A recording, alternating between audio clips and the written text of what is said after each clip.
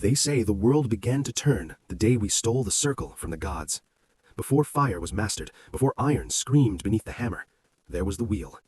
But the wheel was not invented. It was discovered, and it was never meant for us. In the beginning, humanity dragged its burdens across the earth, stones for temples, bodies for burial, crops for survival. The ground resisted, it tore skin, it swallowed hope. The earth demanded payment for every inch gained. And then, somewhere in the dust-choked lands of ancient Mesopotamia, someone saw something they were not meant to see. A fallen tree trunk rolled. It did not crawl like a snake, it did not stumble like a man, it glided. A perfect rebellion against friction. But rolling wood is not a wheel. The wheel required intention, and intention is dangerous. The first true wheels appeared around 3500 BCE, crude discs carved from thick slabs of wood, heavy, unrefined, groaning under their own weight. They were attached to ox carts, the first machines that allowed humans to move more than their muscles allowed. Historians call it innovation, but what if it was revelation? Because once the circle was harnessed, something shifted in us. We were no longer creatures bound by distance. We became architects of expansion, and expansion is never innocent. The wheel gave us reach. With reach came trade. With trade came wealth. With wealth came ambition, and with ambition came war.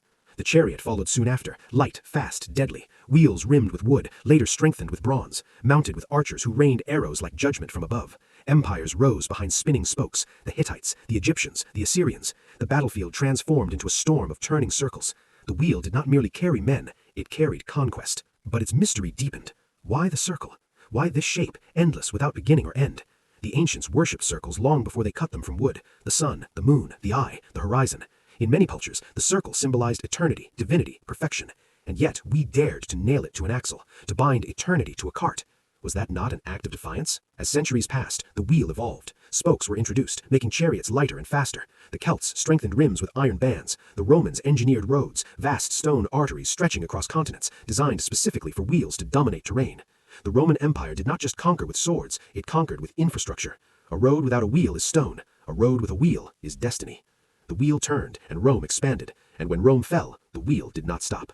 It never stops. In the shadows of medieval workshops, wheels became cogs, cogs became clocks, and time itself was chained to rotation. For the first time in history, humanity measured existence by a spinning mechanism. Tick, tick, tick. The wheel no longer moved only through space, it moved through time. The Industrial Revolution would not have ignited without it. Water wheels harnessed rivers, spinning wheels wove textiles in endless rhythm, gears interlocked like metallic conspirators, transferring motion from one to another with mechanical precision. Factories rose like iron cathedrals, steam engines roared across landscapes, and once again, empires expanded, but this time not with horses, with steel. Then came rubber, the quiet revolution. In 1888, John Boyd Dunlop reinvented the pneumatic tire, wrapping air around the wheel like a secret cushion. The ride became smoother, faster, more efficient. Soon, automobiles multiplied like restless spirits. Roads sprawled across continents. Cities reshaped themselves around spinning black rings. The wheel devoured distance entirely. There was no frontier left untouched, and humanity mistook momentum for progress. Yet for all its transformations, the wheel remains eerily unchanged. A circle, an axle, rotation. We have sent it to the moon. It rolls across Martian soil in silent defiance of another world's gravity. Even in space, we cannot escape it. Space stations simulate gravity by spinning, giant wheels suspended in the void, as if the universe itself bends to rotation. Or perhaps we simply cannot imagine existence without it. But here is the darker truth. The wheel does not move forward. It turns, always returning. History repeats like a rim striking the same point on the ground again and again. Rise, fall, rise, fall. Civilizations spin in cycles of power and collapse. Wars rotate through generations. Innovation circles back to destruction. The wheel is not progress, it is recurrence. Why did it take so long for humanity to discover something so simple? The circle exists everywhere in nature, but nature does not build wheels. There are no wheeled animals, no rolling predators, no forests on axles. It is an unnatural shape for motion in the living world. We alone carved it. We alone forced it into existence. The wheel is humanity's signature upon the earth, a declaration that we refuse friction, refuse limitation, refuse stillness. And yet, it binds us to cycles we barely understand. Economic cycles, political cycles, technological cycles. We spin faster and faster, mistaking acceleration for escape.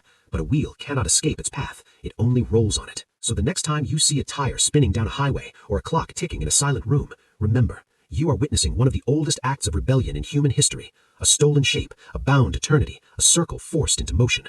The wheel did not just move how we move, it changed how we think, how we conquer, how we measure time, how we dominate the world, and perhaps how we doom ourselves to repeat it. Because the wheel is still turning, it always has been. And somewhere, in the quiet space between one rotation and the next, it waits for what we will carry upon it next.